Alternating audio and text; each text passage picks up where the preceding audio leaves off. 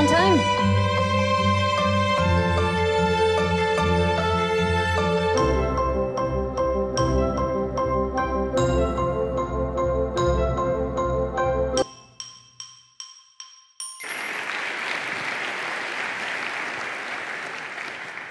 So welcome. Now that you saw where my lab is, we'll tell you a little bit more about the people in it and the research that we do. So here you see some of the students and postdocs that will be doing the research and are doing the research on fluid dynamics and disease transmission, which is also the title of this talk. So before starting anything, I want to just explain to you why we do what we do and why it's still important. So if you are wondering why still study infectious diseases today, after all, we have all this research in vaccine development and treatment and all these technologies. So in some sense, we could think that we're very close to full eradication of most infectious diseases. So why still study them today, and should we be optimistic? So if we revisit the past, actually at the beginning of last century, people were very optimistic about eradication. We thought that we would eradicate the second human disease that we have, which is polio, after the eradication of smallpox. But in fact, as you can see from the quote of the Surgeon General Williams, basically there was major optimism due to the introduction of increasing hygiene policies and public health around the world and antibiotics. The problem is that if we look back at the status today, we have an increase in emerging and re-emerging infectious diseases in the world.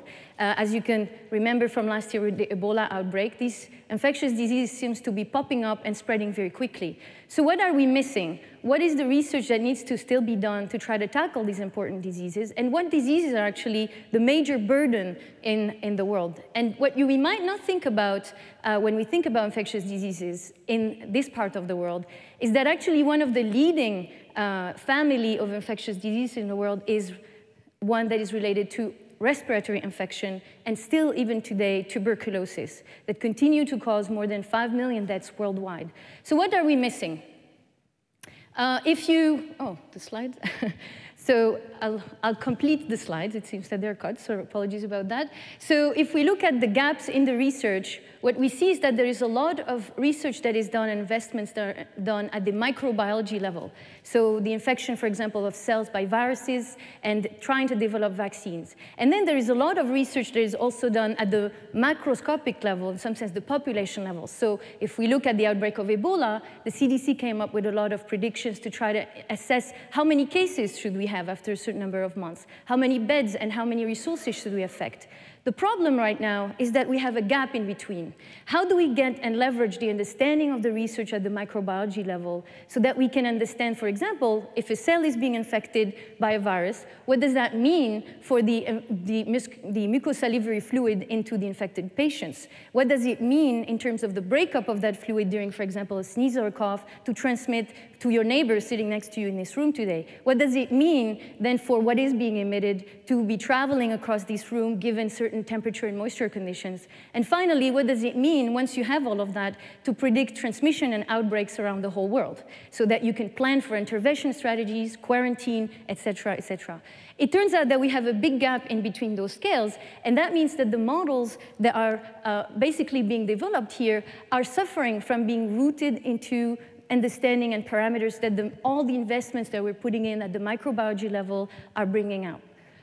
And so what we're trying to do in our research is basically bringing physical sciences and mathematical modeling together to try to link those small-scale processes like virus infecting cells to mucosalivary property changes to what it means then to have a transmission at the scale of this room, and also basically depending on the region where you are in the world. For example, a region where you have high moisture and temperature is going to be leading to patterns of transmissions that are very different than if you are in an airplane where it's actually dry and cold, versus if you're in a hospital in the northern hemisphere where you also have certain temperate conditions. So what I'm going to talk about is mostly respiratory diseases, but I'll mention briefly this at the end, just to give you a glimpse of the universality of these processes that we find, because infectious diseases are not just for humans. They're also happening in animals and plant populations. And today, even infections in those other species have great effects on us, on our food chain, and also in bringing new epidemics to us. And so this is a video that we took and that really illustrates or what we don't know, about how a sneeze looked like. So if you wonder about transmission of infectious diseases again, you would wonder about, well, how a sneeze and a cough actually function, and what does it mean in terms of range of transmission? What does it mean when this person is sneezing in terms of how long this cloud, that is basically a big turbulent cloud, is lingering in the air, bringing in the droplets with it, and eventually leading to resuspension and suspension of these pathogens to other locations in this room and eventually all over a building. So we use these images and complement them with modeling to try to better understand transmission. Other type of videographies that we do on human subjects, complementing that with experiments, is also understanding, for example, the pattern of formation of the droplets that are hidden in this cloud. How are these drops formed? And how does it depend on the physiology of the person? And also, certain individuals might be more likely to transmit than others. How is that something that we could potentially detect early on so that we can develop technologies that are more targeted, or administration of control strategies like vaccine or early treatments that would be maybe limited in amounts that we can actually give to the right individuals to stop epidemics? So we're basically trying to revisit the past and the patterns of transmission that people actually believed in, which were basically that you had droplets being emitted individually from coughs or sneezes, to incorporating the new understanding that we have in terms of the full physics of the processes that are involved and assess better risk and transmission. So very briefly, these droplets that are being emitted are actually everywhere. And so I just want to finish with also an implication for plant diseases, and this is a problem that actually touches our agriculture, for example, for wheat. And this is an example of another imaging that we did outside with real rainfalls, where we have here a mimic fluid that actually contains pathogens, and you see how rainfalls interacting with the leaves can also select certain droplets and contaminations in those droplets to basically link the disease of this plant to its neighbor, very much like you would be linked to your neighbor by sneezing and coughing. And so we are actually trying to understand how properties, the mechanical properties of plants, can be also linked to the pattern of transmission and contamination around them.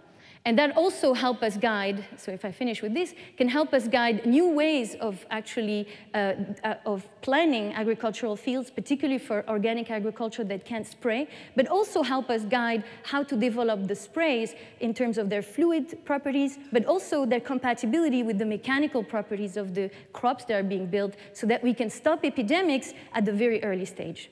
And I'll stop there.